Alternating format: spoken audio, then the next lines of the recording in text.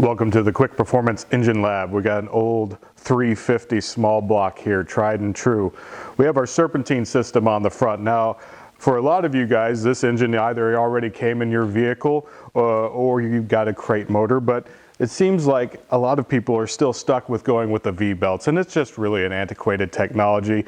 When the weather changes or as time goes on, you're going to have to be doing some adjusting. Pulleys don't stay in alignment. It's always making noise, and that's why GM and all those other companies went to a Serpentine system as well. Here we have a Sandin AC compressor mounted in front of the cylinder head, so it will work with your tall valve covers.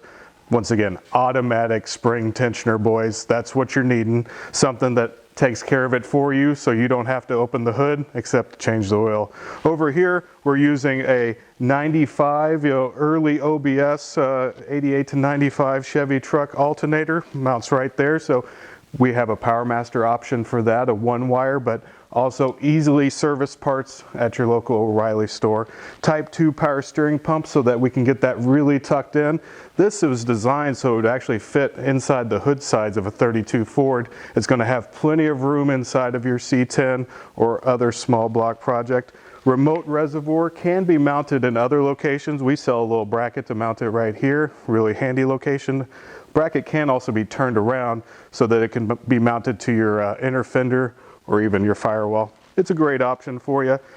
Can be purchased together or separately. The kit does come with the brackets and tensioner, the idler, and the brackets over here. The other accessory items can be purchased separately or on your own. We do include the Serpentine pulley and the water pump pulley that we make ourselves. The water pump is the long style water pump. Once again, 88 to 95 Chevy truck will work on that. Easy service parts. If you have any more questions, just give us a holler, and we look forward to hearing from you. Thanks.